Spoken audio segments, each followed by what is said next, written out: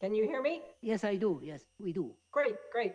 Thank you. All the best. Chancellor Turkson, Presidents von Braun and Alford, distinguished speakers and guests, I'm really delighted to join you to share some of the exciting new policies and actions on Indigenous knowledge that the U.S. has taken under President Biden's leadership.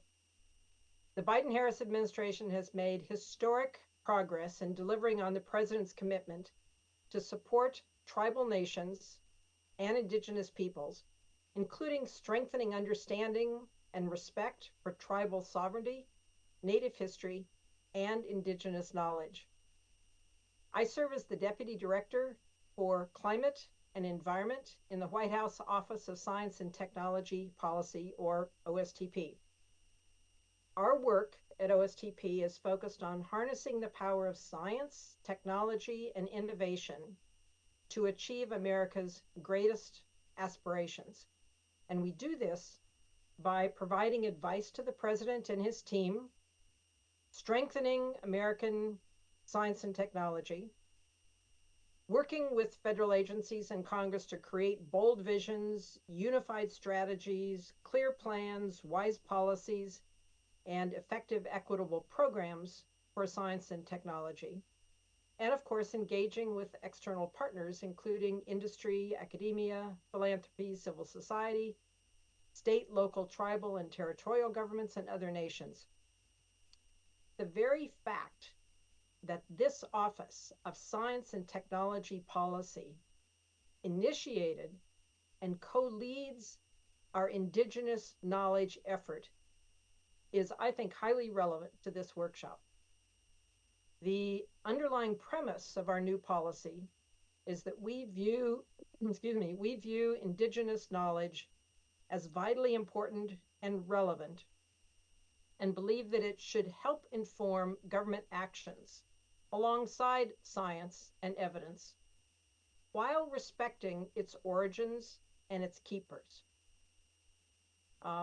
So let me do a quick note about terminology. We learned from extensive consultation that various tribes and Indigenous peoples in the U.S. use different terms, including traditional knowledge, traditional ecological knowledge, and Indigenous knowledge. And so for convenience here in the U.S., in the U.S. government, we use Indigenous knowledge, or IK, to encompass all of these concepts. We consider IK to be a body of observations, oral and written knowledge, innovations, practices, and beliefs developed by tribes and Indigenous peoples through interaction and experience with the environment. IK is applied to phenomena across biological, physical, social, cultural, and spiritual systems. It can be developed over millennia, continues to develop, and includes understanding based on evidence acquired through direct contact with the environment and long-term experiences, as well as extensive observations, lessons, and skills passed from generation to generation. In 2021, at the White House Tribal Nations Summit, President Biden announced a new Indigenous Knowledge Initiative.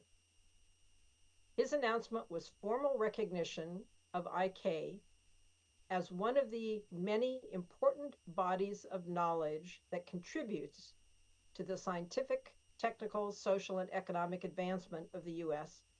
and to our collective understanding of the natural world. The president's announcement launched an interagency working group with representatives from more than 25 federal agencies, and after extensive tribal consultation and public engagement, the U.S. government's first ever policy on Indigenous knowledge was created. This formal guidance from the White House on Indigenous knowledge was announced at the 2022 White House Tribal Nations Summit and issued to all federal agencies. Now, federal agencies were already required by law to base their decisions on science and evidence. This IK guidance instructs them to also apply Indigenous knowledge when it is relevant to decisions. This guidance helps agencies understand what IK is and how it's relevant, and it describes promising practices to emulate. The guidance emphasizes the importance of growing and maintaining relationships with tribes and indigenous peoples and engaging them in the decision making. It also emphasizes that agencies should obtain consent from tribal nations and indigenous peoples prior to including IK in federal policy, research, or decision making.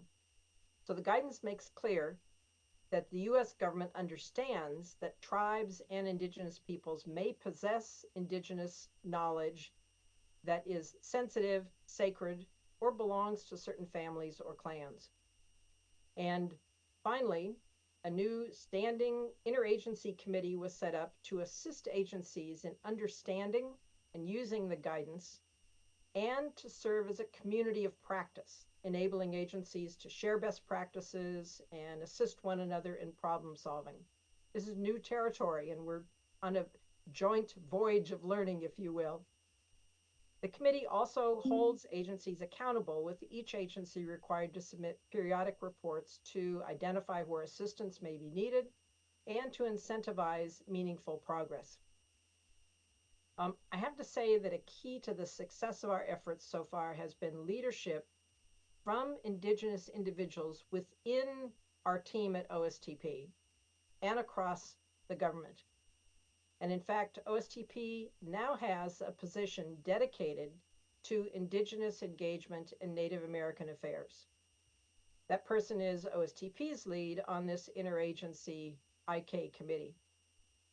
So in summary, we believe that this new formal White House guidance on IK and our new positions will make the decisions that are made by agencies and the White House more robust, durable, and effective, especially when confronting global challenges like climate change and loss of biodiversity. Pathways for inclusion of IK and Indigenous peoples are urgently needed.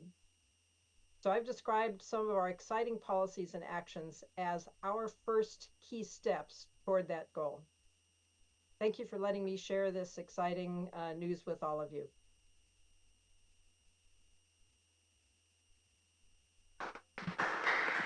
Thank you. Thank you.